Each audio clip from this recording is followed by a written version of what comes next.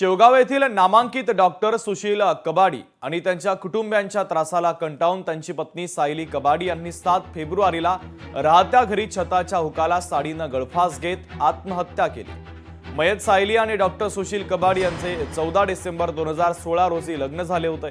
हुंड्यासाठी सासरच्या जाचाला कंटाळून तिने आत्महत्या केल्याचा आरोप तिच्या कुटुंबियांनी केलाय। या प्रकरणी सायलीचे पती, सासरे आणि सासू यांच्या विरोधात शेवगाव पोलीस ठाण्यामध्ये आत्महत्येला प्रवृत्त केल्याप्रकरणी गुन्हा दाखल करण्यात आलाय। सायलीच्या आत्महत्येनंतर तिचा मृतदेह सुरुवातीला अहिल्यानगरच्या जिल्हा शासकीय रुग्णालयामध्ये आणण्यात आला होता। दरम्यान तिच्या चेहऱ्यावर आणि छातीवर मारहाण केल्याची धक्कादायक माहिती डॉक्टरांनी प्राथमिक अहवालामध्ये पोलिसांना दिली।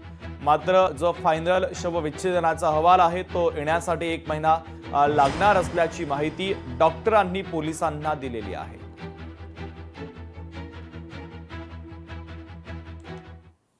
स्टार्टिंग पासूनच मी सरांसोबत आहे, तर हॉस्पिटलमध्ये खूप म्हणजे असं पहिल्यापासूनच मॅडमचं येणं जाणं कंटिन्यू असायचं। मॅडम स्वतः हॉस्पिटलच्या ॲडमिनिस्ट्रेशन सगळं बघतात, म्हणजे आमच्या पूर्ण स्टाफचा पगार असो, स्टाफचे बाकीचे वैयक्तिक काही पर्सनल काही इश्यू असो, स्वतः मॅडम त्या सॉल्व करायच्या।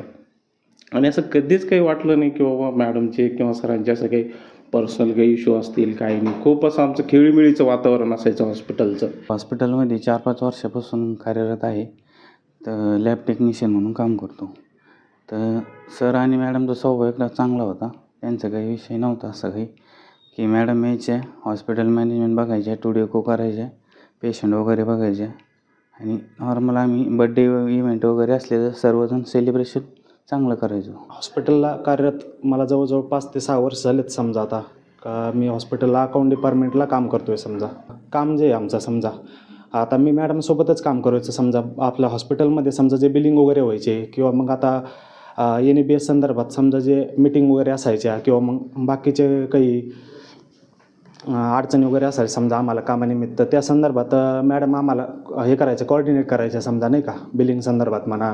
5 वर्षापासून काम करते सर आणि वातावरण चांगलं होतं सगळं।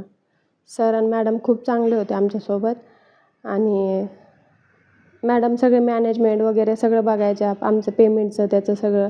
आणि सरांचं आणि मॅडमचं असं काही वाटलं नाही तसं। मी साफसफाईचं काम करते सर आणि मॅडम 12-1 वाजता यायच्या, म्हणजे टुडे को ते करायच्या। जोपर्यंत मॅडमला पेशंट राहायचे तोपर्यंत पेशंट वगैरे बघायचे। 4-5 वाजेपर्यंत कधी कधी थांबायच्या मॅडम, जसे पेशंट असले तसे।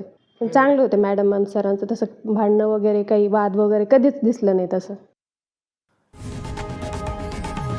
लोकशाही मराठी ऐका, पहा, जागरूक रहा।